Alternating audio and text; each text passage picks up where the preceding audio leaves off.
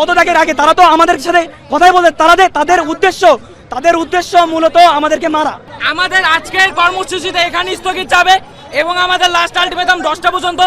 উনি যদি আমাদের দাবি না মানে তাহলে আমাদের এই কর্মসূচি আরো যতদিন পারে যাবে। ওরা চায় এই বছর রেজাল্ট অনেক খারাপ করাবে, পরের বছর আরেকটু ভালো করাবে। এটার কারণ কি জানেন? এটার কারণ ওরা বলতে চায় যে আওয়ামী লীগের আমলে শিক্ষা ব্যবস্থা খারাপ ছিল, 4 বছর আমরা শিক্ষা ব্যবস্থা উন্নত করছি। অনেক স্টুডেন্ট এসে একটা মব সৃষ্টি করতেছে, যারা এখন বলতেছে যে আমরা শিক্ষামন্ত্রীর দাবি চাই না, আমরা 6 দফা দাবি চাই। আবার একটা সাইড এসে বলতেছে আমরা সরকারের পতন চাই। আমরা এখানে যারা স্টুডেন্ট আছে আমরা কেউ সরকারের পতন চাই না, কারণ সরকার আমাদের সাথে খারাপ কোনো ব্যবহার করে নাই। সরকারটা আসছে মাত্র 4-5 মাস হয়েছে।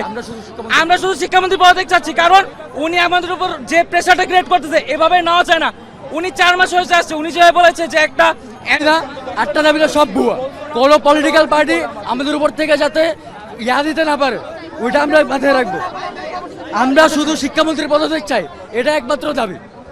আর ওনার পদত্যাগ কেন চাই? Because they are trying to use us as a political statement. ওরা চায় এই বছর রেজাল্ট অনেক খারাপ করাবে, পরের বছর আরেকটু ভালো করাবে। এটার কারণ কি জানেন?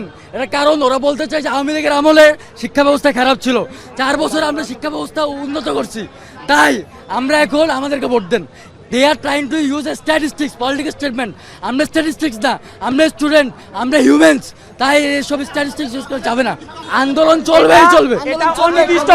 আমি বলি আচ্ছা আমি বলি, এটা যদি আপনারা যদি বলেন যে নির্দিষ্ট কোনো টাইম দিচ্ছি না, আজকের জন্য এখন পর্যন্ত 10টা পর্যন্ত, এটা অনির্দিষ্ট, মানে নির্ধারিত কোনো সময় নাই। যতক্ষণ না তারা আমাদের দাবি মানবে ততক্ষণ না।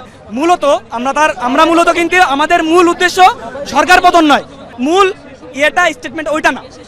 আমরা মূলত তাদের সাথে আপোষে এবং জনসম্মুখে কথা বলতে চাই, তাদের সাথে আগে ঠান্ডা মাথায় কথা বলতে চাই। তারা তো আমাদের সাথে কথাই বলতে যাচ্ছে না। আপনারা কি বিগত দিনের কাহিনী দেখেন নাই? গতকালকে কি করছে?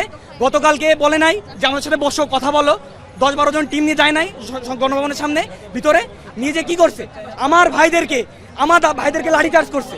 কারা মারছে? আমাদের আজকের কর্মসূচিতে এখানে স্থগিত যাবে এবং আমাদের লাস্ট আলটিমেটাম 10টা পর্যন্ত। উনি যদি আমাদের দাবি না মানে তাহলে আমাদের এই কর্মসূচি আরো যতদিন পারে যাবে, যতদিন না পর্যন্ত উনি আমাদের আলটিমেটাম না মানবে। ঠিক আছে? তাই ওনার আমাদের দাবি মানতে হবে। দাবি একটাই, শিক্ষামন্ত্রীর পদত্যাগ। আর আমাদের আজকের জন্য স্থগিত। আরেকটা কথা আইডিয়াল কলেজ থেকে আরেকটা কথা, কালকে 10টা থেকে কালকে 10টা থেকে এখানে শাহবাগ চত্বরে